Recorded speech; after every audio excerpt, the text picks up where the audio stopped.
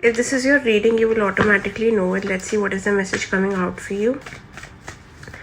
It's a general reading. Take it only if it resonates with your situation. You might be blocked about a certain decision. कोई तो decision को लेके आपकी कदम आगे बढ़ नहीं रहे हैं. कोई चीज़ में आप बहुत ज़्यादा वॉचफुल थे, बहुत टाइम से थे, बहुत पैसिव हो. The more you are waiting, the more that you are observing, आपके विशेज़, होप्स, डिज़ायर्स इस चीज़ को लेके और भी ज़्यादा कॉम्प्लिकेटेड हो रहे हैं. बिकॉज आपका जो फेथ है ये चीज़ में कम से कम होता जा रहा है. ओके आपको बिल्कुल समझ नहीं आ रहा कि क्या आपको इस चीज़ को परस्यू करना भी चाहिए कि नहीं.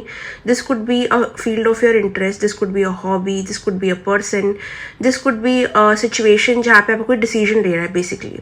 और आप बहुत टाइम से वेट कर रहे हो, चीज़ों को ऑब्जर्व कर रहे हो, देख रहे हो, रिसर्च कर रहे हो. बट जितना आप उस चीज़ में जा रहे हो उतना आपको कन्फर्म हो रहा है कि मुझे अभी भी समझ नहीं आ रहा मुझे क्या करना है. Like the decision is still pending. So let's see what is the guidance for you here. Okay, this is a very important one. अगर आपको कोई चीज़ समझ नहीं आ रही है तो it's better to take your time. इसका ये मतलब है कि अभी सही टाइम नहीं है. You need more introspection and you need to know and ask yourself why do you want this. आपको ये चाहिए क्यों. Because there are high chances कि your intuition is stopping you but you are not able to listen to your intuition. और जब आप सुन नहीं रहे हो तो आप ब्लॉक्ड हो रहे हो.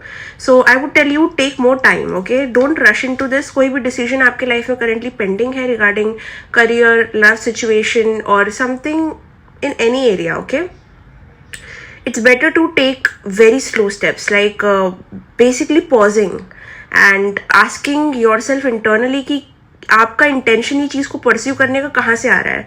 क्या ये खुद से आ रहा है, क्या ये प्रोजेक्शन है, क्या ये वैलिडेशन के लिए है, या ये खुद के अच्छे के लिए है. Because if you are so doubtful about something और someone, there needs to be more information within you. देखो, देयर इज एक्टिव ब्लॉकेजेस जो ये सिचुएशन में मुझे दिख रहे हैं. डिसीजन में एक्टिव ब्लॉकेजेस है because it has something to do with a fear of maybe चीज़ें आपके पास बचेंगी नहीं, आप ज़्यादा दे दोगे आपको उतना मिलेगा नहीं. आप अगर ये कोई फाइनेंशियल सिचुएशन है तो आपसे ज़्यादा स्पेंड हो जाएगा, आपको मिलेगा नहीं.